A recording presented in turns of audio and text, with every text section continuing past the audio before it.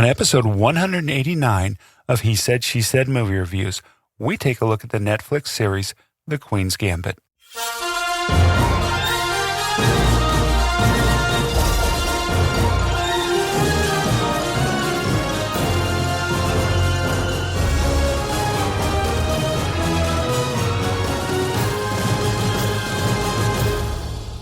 Welcome to He Said, She Said Movie Reviews. This is the podcast where a happily married couple with similar but different movie tastes take a quick, spoiler-free look at the movies, helping you make the right decision before your next movie. I'm your host, Tim. And I'm April. So we just watched The Queen's Gambit on Netflix. What do you give this one, April?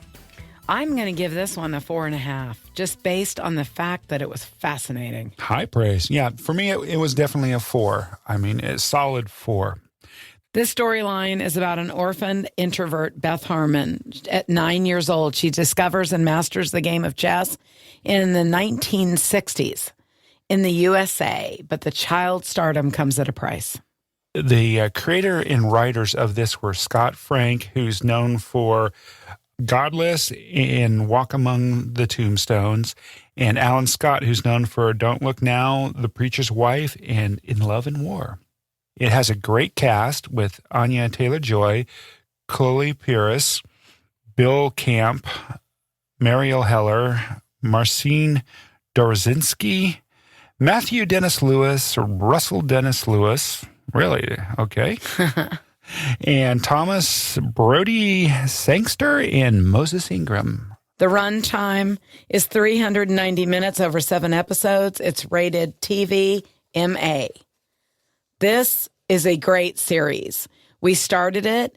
We got obsessed with it, and we stayed up until 3 or 4 or 5 a.m., something like that. Yeah, we binge watched this one. This one is definitely binge worthy. And by the way, it's interesting. It's made us think differently about chess, too. My husband and daughter got a chessboard, and of course now they started playing it. But a Lord of the Rings chess set. Yes, excuse me. You're right.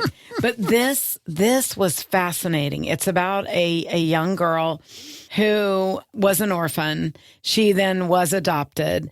And it's all about, as a child star, if you will, or very successful within chess, the price, that she had to pay. But listen, it was also a fascinating movie. I love the relationship between her and her mom.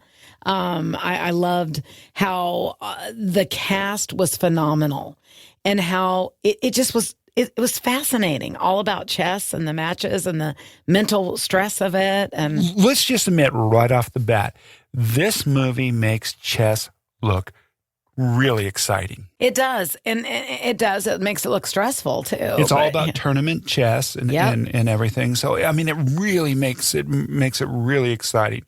And really, Anya Taylor-Joy, she was really good. She's been good in everything she's done so far except The New Mutants. So come on, that movie, everybody knows how bad The New Mutants. But Glass, Split, and the other things she's been in. She's a really good actress. She is so versatile. She just did a great job. And the little girl who played the younger version of her I'm sorry, I don't think I listed her. Definitely. But she did a really good job, I also wanted to do a shout out, too, not just to Anya, but Moses Ingram. Yeah. Okay.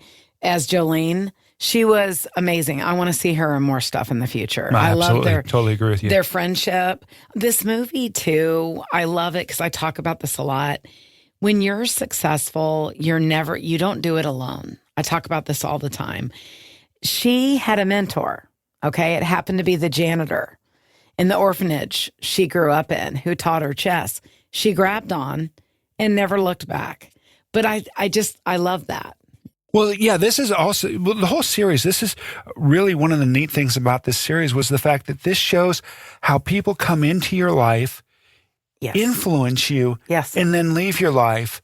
But they've made a big impact on you and who you are and who you become. Absolutely. The other really interesting thing I think about this series, too, was this wasn't kind of your traditional thing. You know, we've kind of wandered off our usual thing. I think the theme in this, and this is where I'm going with this, Sure. the theme in this is the danger of becoming a child prodigy and such. You know, you hear about all these kids in Hollywood who, you know, were big stars when they were kids and they could grow up to be addicts and things like this. Right. And in this show, in this series, she was both the protagonist and the antagonist. Okay, she was her own demon. I mean, she was fighting these inner demons of being a child prodigy. And that was hard. That was hard to watch as a mom, as an adult, as a coach, a counselor. I mean, that is hard to see.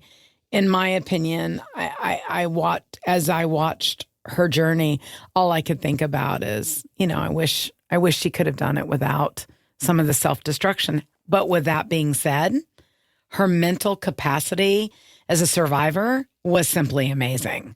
As a woman, the only girl/woman in so many of those situations, she did great. But something I really loved about this, it was really well acted. The characters, the acting, and the direction was phenomenal. All right. But something I really, really enjoyed is that everyone was pulling for her. Like even people that started out rocky, if you think about it. And she wasn't a sweet talker. She wasn't a BSer. She is her own person. And, you know, it was hard for me to relate to her a couple of times just because I'm so warm. I'm, you know, open.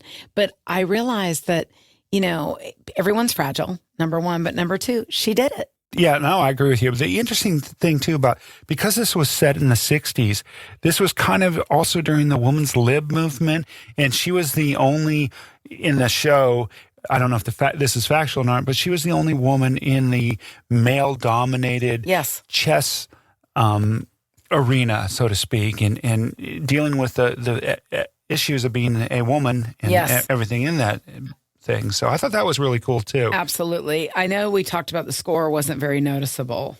And I think the cinematography was great. There was a lot of dark scenes to it, but they did it well. So special effects, really nothing to talk about. Even the production design in Mexico was phenomenal. But what I really enjoyed about is the sets of the tournament chess, just all the way around, the square box, then the one in Russia. Right. It's just fascinating. Well, I think they did a good job, since we're talking about production, they did a really good job about setting it in the 60s. It really felt and looked like you were in the 60s. And that could have been part of why I was obsessed with it. It just, everything stuck.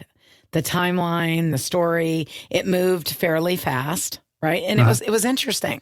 You know, the other thing I actually really liked about this, too, on the production design, was her outfits, her costume. She became a fashionista, right? Yeah. Yes. And it just, yes, she started out with zero style. I found that interesting because it's no secret in my house. My daughter is a fashion designer, really sportswear, but always been a little fashionista. It's not my thing. But she started out that way with no style at all. And in the end, grew to have such her own image. And it was just fascinating. All right. There were no special effects. We talked about editing was great. They did a great job building suspense. Yeah. Just the way they did the chess matches, you know, back and forth between the two players, focusing in on them. I thought that was really cool. That was, and I thought the pace moved along really well.